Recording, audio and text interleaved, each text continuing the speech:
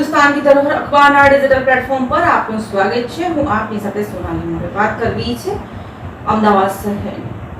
દેશમાં પ્રતિ દિવસ મોંઘવારી વધી રહી છે અને આ કૂદકે ભૂસકે વધતી જતી જે મોંઘવારી છે એ મોંઘવારીના કારણે જે મધ્યમ વર્ગનો માણસ છે એ મધ્યમ વર્ગનો માણસ આ મોંઘવારીના લીધે પીસાઈ રહ્યો છે ને આ જે વધતી જતી મોંઘવારીની વચ્ચે જ્યારે આ મધ્યમ વર્ગના માણસના આજીવિકાના સાધન પર હુમલો કરવામાં આવે કે નુકસાન પહોંચાડવામાં આવે ત્યારે તેના માટે જાણે કે અધિક માસમાં દુષ્કાળ આવ્યો હોય તેવી પરિસ્થિતિનું નિર્માણ થાય છે અને આ જે પરિસ્થિતિ છે એ પરિસ્થિતિની વેદના સમજવી એ દરેક વ્યક્તિ માટે ખૂબ જ અઘરી બની જતી હોય છે। જી હા, અમદાવાદ શહેરના નિકોલ વિસ્તારમાં આવેલા ખોડિયારનગર વિસ્તાર અને ખોડિયારનગર વિસ્તારની સમાજ નવરત્ના સોસાયટીના ગત રાત્રે અચાનક તોડફોડની ઘટના સામે આવી રહી છે અને આ ઘટનામાં સોસાયટીની બહાર જે વાહનો પાર્ક કરાયેલા હતા એ વાહનોને અજાણ્યા અને લુખ્ખા તત્વોએ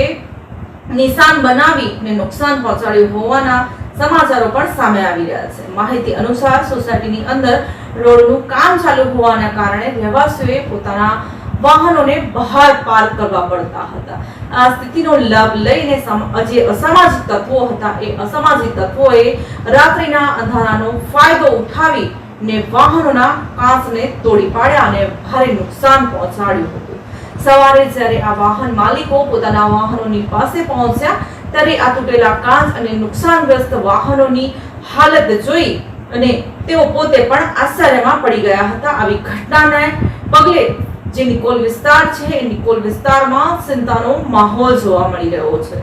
સ્થાનિક રહેવાસીઓએ તાત્કાલિક પોલીસને જાણ કરી અને દોષિતને ઝડપીમાં ઝડપી પકડી પાડવા માટેની માંગ ઉઠાવી છે।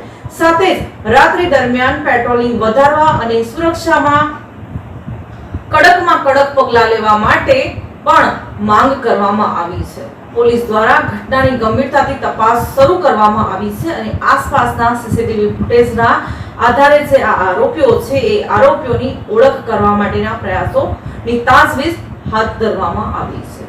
હિન્દુસ્તાન કી ધરોહર ન્યૂઝ ચેનલ પર નવા છો તો ચેનલને લાઈક, શેર અને સબસ્ક્રાઇબ કરવાનું તેમજ ઇન્સ્ટાગ્રામ પેજ અને ફેસબુક પેજને ફોલો કરવાનું ભૂલશો નહીં। નમસ્કાર।